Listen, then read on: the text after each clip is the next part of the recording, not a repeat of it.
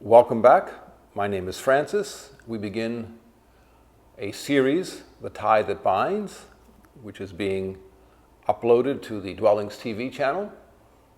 And this one will pursue a topic which is dear to the CESC, connecting everyone with second chances, because that's the tie that binds, the rope, the twine, the cord that connects us to something which is more life-giving and hope-filled in our future. The title for this particular first talk is The Three-Ply Cord, Unbroken. There's another rope illustration.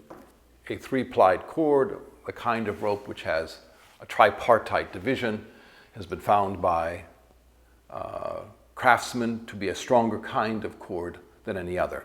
So that will be a theme we will pursue. I would like to begin by reading a poem by William Ernest Henley. The title is Invictus. I hazard to read it because reading poetry is sort of like singing. When you're a public speaker and you start singing, you're playing a dicey game. You don't know whether or not people want to be sung to, serenaded, and you don't know whether your voice is appropriate. Similarly, reading poetry, it doesn't always work, but patiently hear this wonderful poem. It's the one for which Henley was the most famous.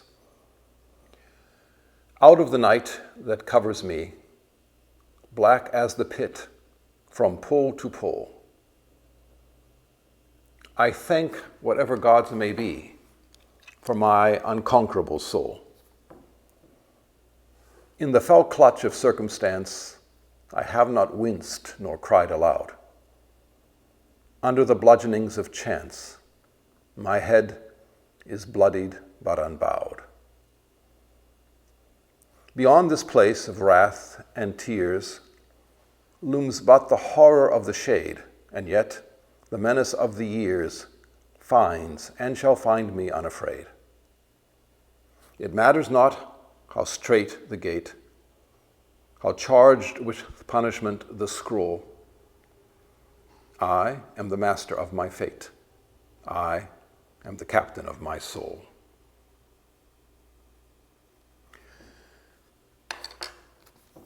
This poem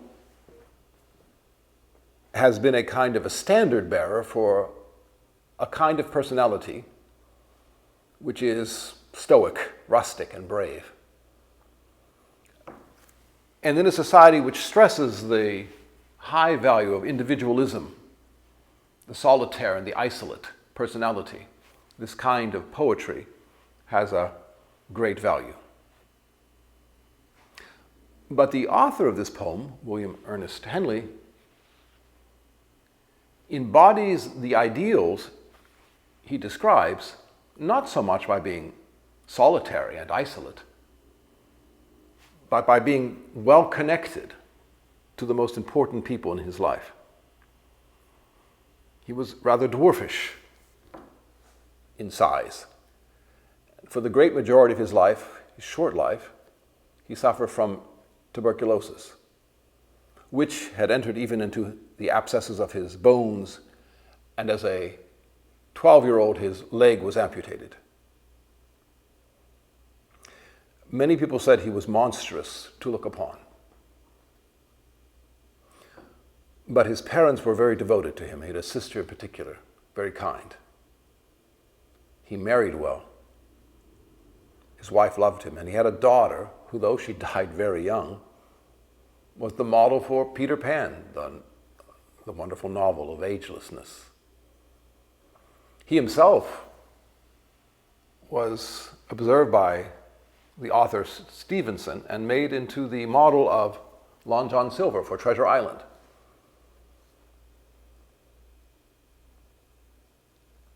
At his obituary, one of his friends said, "To know him was to be swept off your feet." As soon as he began to talk, his appearance was transformed in your hearing into something wonderful. He had a teacher when he was quite young in prep school who adopted him, as it were, spiritually, and they remained lifelong friends. And Henley said that the mentoring bond saved him. The point is, life-saving bonds turned what could have been the most tragic life and the most bitter experience into something wonderfully fruitful, joyful, interesting. So while our society stresses the value of the isolate individual, these ideals are not achieved by the dint of individual energy. These ideals rise up from the conjoint efforts of people who esteem and admire and support one another. We like to lionize the cowboy, the wealthy mogul millionaire. The great athlete is much regarded by our society as the most admirable person.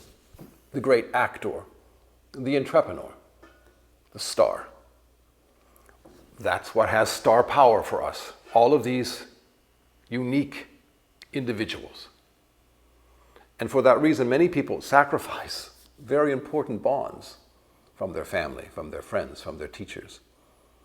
They sacrifice them on the altar of individual accomplishment and achievement, thinking that all these other people are getting in the way, slowing them down, dragging them backward. Whereas, for someone like William Ernest Henley, these other people were in fact pushing him onward, upward, making it possible for his life to have a series of second chances. So I want to consider what kind of bonds there are and what kind of bonds we can make or keep, which can sustain in us the best efforts at taking the best chances that are offered. In an environment such as this, a little village are all the forces that could drag anyone down, all the kinds of pettiness and gossip, the meanness of spirit, widely spread out through human nature, and certainly here as well. These are things which could cause us to have failed before and can make us fail again. But in the small-scale society, there remains more possibly to be discovered the strands, the twine, the cords of relationships by which we can be drawn up or even climb out of a darker background into a more promising future. There are only a few kinds of bonds, essential bonds, available to us as human beings. And all of the most essential bonds, the truest bonds we can possibly have, are familial. They come out of the family. There isn't anything else. Anything else is not a bond. It's an alliance. It's a strategic connection. But it's not a bond that is life-giving. There is a spousal bond. There's a parental bond. There's a filial bond. That's what a word people use nowadays, but it's the bond of the child for the parent as opposed to the parental bond, the father and mother, the bond to the child.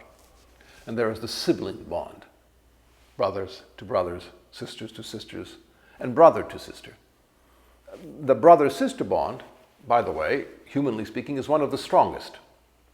And it fails least often of all the bonds we otherwise make. Brothers fight, sisters fight, parents fight, children fight, spouses fight. Brothers and sisters, they may, but they rarely fight to the point of a permanent breach. And yet, strikingly, it is the least celebrated of all the primary bonds in our culture. In India, there's a brother day or a sister day, a holiday, where you are supposed to spend that day with your sibling of the opposite sex and regale them with all kinds of hospitality. There is no brother day or sister day in our society, and I think the lack of it tells a story. But every other bond is if it's a good bond, if it's really life-giving, it's a variation of the spouse, the parent, the child, the sibling. Do we have friends? Be sure every friend is an unrelated brother, not by blood, but by spirit. Every friendship is a kind of sibling. Do we have a teacher, a mentor? That is a kind of parent, the old Latin expression, in loco parentum. Every teacher teaches in the place of a father or a mother. Anyone who is genuinely a source of our hope for the future, a source of our joy in the present, is somehow a brother or a sister, a spouse or a parent to us. The energy that we derive from them or that we give to them is familial. And if we want to talk about the ties that bind us together rather than the rope which drags us backward or the chains which pull us down, if we want to talk about the life-giving cord that draws us up, we are going to talk about some exposition from these primary relationships. They are essential to us. So essential that in a certain sense, we do not even fully exist before these bonds are formed.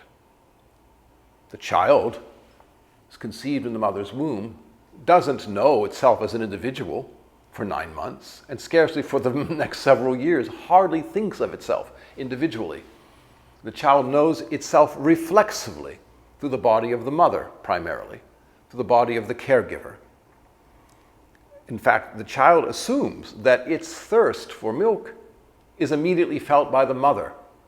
And curiously, a nursing mother knows that that is the case. She aches, oftentimes simultaneously with the child's thirst. She aches to give the child milk as much as the child aches to drink. The simultaneity of the mother and the child is a kind of paradigm, a kind of model, a pattern, that the bond exists even before the individuals on either end of the bond exist. The child comes to be by the bond it has with the mother, and the child grows into being by the bond the child has with the mother.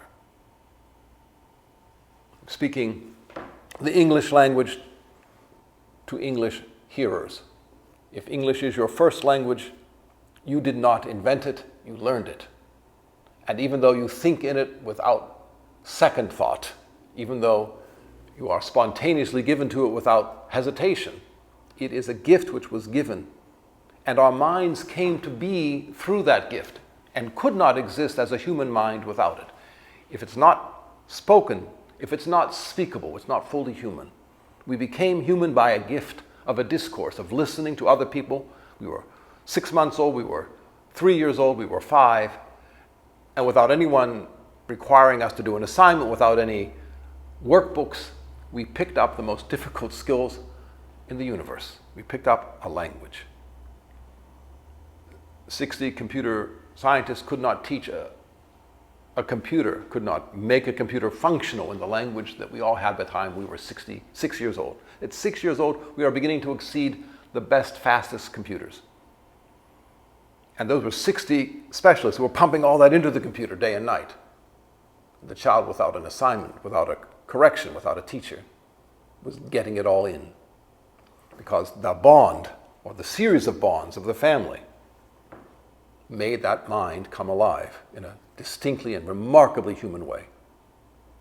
Our individual humanity is drawn up from the background noise of life by the bonds, by the cords, by the ropes through which we were hoisted into our present estate.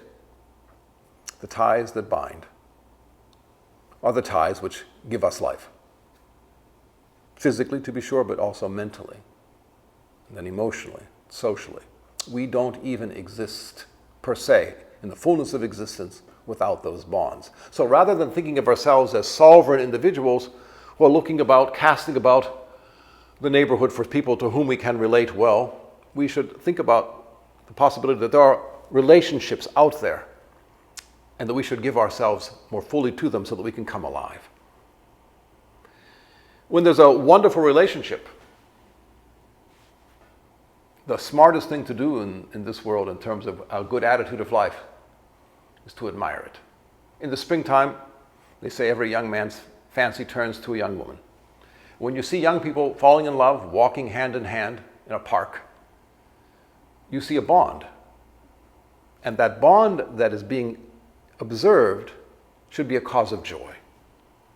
I hope they don't mess it up. I hope they don't make a series of disastrous mistakes. I hope it doesn't lead to endless sorrows. I hope it lasts in a general, but for that moment at least, it's a flower, the finest flower. And bouquet of humanity, and we should admire the bond. The bond exists before the individuals exist, or more than the individuals exist who make the bond. An individual log by itself in a fireplace, you can put one mat after the other under it, it scarcely burns. Cross two logs together, and the conflagration is wonderful to behold. The energy between the two, pressed near each other, engages both logs fully. Relationships engage us. The fire of our mind and our hearts, our passions, are engaged in life-giving bonds. And we come into being through them. And that is the spirit of Invictus, as William Henley intended, that hardly anybody gets when they read it. I'm nervous when I meet people who tell me they're the masters of their fate and the captains of their soul. I'm nervous that they think that they have graduated somehow from that useless appendage of friends and family, spouse and neighbor. And now they're on their own. They're that ruthless businessman or something who can do everything for themselves and by themselves. That would be a tragic distortion of our humanity. That would be to be dragged down by all those roles that we are playing and all those preoccupations to which we are given. That would be the chain that enslaves rather than the ties that bind. There's a passage from the Old Testament book of Ecclesiastes regarding bonds, life-giving relationships. Koheleth, that means preacher or sage, says this: "Again, I found this vanity under the sun." This vanity, this trouble which is unraveling, it's losing its meaning, it's becoming purposeless. It's a great book written a decade or two ago, The Purpose-Driven Life. A vanity is a purposeless life, a life which is becoming less and less purpose-filled.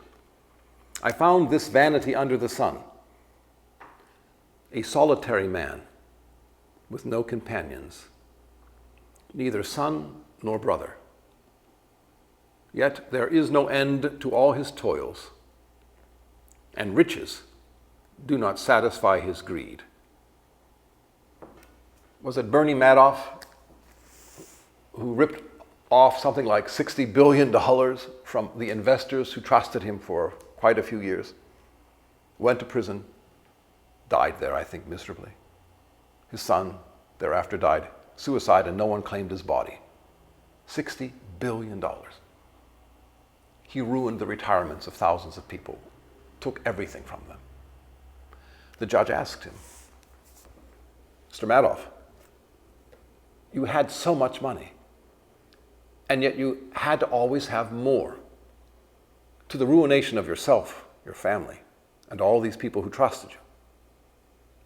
Mr. Madoff said it was an illness. It was a compulsion. He felt drawn, dragged into this lifestyle because having no love, no companion to his heart, it was only the winning, the achieving, the rivalry of success that gave him a momentary sense of gratification. That is what Koheleth speaks of here. There is no end to all his toil. He's enchained. He's roped in. The riches do not satisfy him. "For whom do I toil and deprive myself of good things?" he asks. "This also is vanity and a worthless task." If we are looking for a second chance in life, this is the kind of drudgery we should be putting aside. If we are thinking that our second chance means a better bank book, that our second chance simply means the relief of debts or the erasure of a record, we're not quite there yet. Our second chance is something which is interior, not to be so self-involved with these worthless tasks that we forget the life-saving bond. What is the first part of the vanity? A solitary man, no companion. A log in a fireplace, laying by itself. No fire of humanity, of love. And then the author goes on, a lovely little vignette. Two, he says, two are better than one. They get a good wage for their labor. If the one falls, the other will lift him up. He will lift up his companion. Woe, woe to the solitary man, for if he should fall, he has no one to lift him up. This is straightforward advice, a business partner, walking along a path with someone. But of course, the picking up here is not just the physical picking up of someone who's landed on his knees. This implies the picking up of someone who is depressed, someone who is broken. It doesn't say the person will not be depressed or broken. It says that if he has a companion, he will be lifted up. Being broken from time to time is part of the rough and tumble of living a human life. What can humanize us even further is to have a companion at our side who lifts us up. The author writes further, so also, if two sleep together, they keep each other warm. How can one alone keep warm? Here's something difficult in translation. It's easy enough to understand factually the words, but in our culture, sleeping together has only one connotation, unfortunately. But for much of the rest of the world, sleeping together means sleeping together. People don't get pregnant by sleeping, but in our culture they do by sleeping together. An unfortunate misuse of the verb to sleep. Common beds for people in a family setting is normal around the world. Only for us has it become eroticized to the point it can no longer be even thought except sexually. Too bad for us, but at least know that this is what the author means. This is not two people sleeping together. In the New Testament somewhere, Jesus says, on that day there will be two in a bed and one will be taken and one will be left. He doesn't mean there'll be two people on their honeymoon. He just means that that's a time of the day when people rest, and they rest together. They can keep each other warm. Creature comforts, at least we can understand that. If we can't understand the familiarity and the ease and the simplicity of these common folk, at least we can understand how valuable it is to have companions for whom we can be uncomplex, we can be uncomplicated. Everything doesn't have to be charged with all the disastrous associations of over-eroticized and overly charged possessiveness. In that case, we can be warm. Not just, again, physically warm, but the warmth that comes from having purpose and meaning. He writes further, better is a poor but wise youth than an old but foolish king. Where a lone man may be overcome, two together can resist. A three-plied cord is not easily broken. One cord by itself can snap. Twine two together and it's twice as strong. Add a third ply, it's not just 1/3 more, it's 3 times stronger. The three-plied cord is one of the great advantages of rope makers ever since.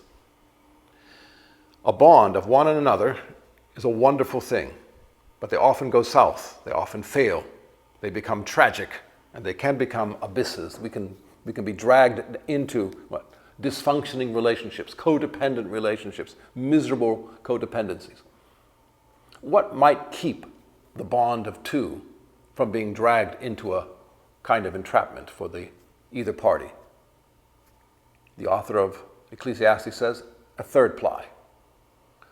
A husband and wife sometimes, close as they become to each other, realize that the third ply, the child, will bind them together better. And sometimes they will even forgive each other more readily because of the child. They won't even separate because of the child. They'll make it work because of the third ply. But the author doesn't mean necessarily a third person. The three-plied cord is a bond with something between them which both recognize and respect. Imagine, for instance, if oaths and promises were really believed and respected. And if one said and the other said, I do and forever, everything. I do and forever, everything. They made that word and they believed in the word they made. They believed in the word the other. Well then, the bond is going to make it. They're going to survive all the vicissitudes, all the ups and downs, because there's a third ply, the oath. In Latin, the word oath is sacramentum, something between the two. which is binding. If there's a philosophy that both agree to, there's a theology that both adhere, if there's a common value, a loyalty to a larger purpose that both accept, if there's a God that both worship, there's a third ply between them. And that one is not so easily broken. The broken bond is the greatest cause of possible despair in human life. The greater the bond, the more tragic and treacherous its breaking. But the bond which does not break is the cause of humans' greatest hope and our greatest source of sustained and purposeful meaning for the duration of our lives. If there's something to be done in a setting like this, connecting everyone to second chances in the dwellings, it is to learn the art of the high appraisal, the strong approval of that kind of bond. In the absence of it, the admiration of it in others, and the openness to receive it here or there, or at least the glimmer of it, the grace of it from time to time, in the bonds which are actually here.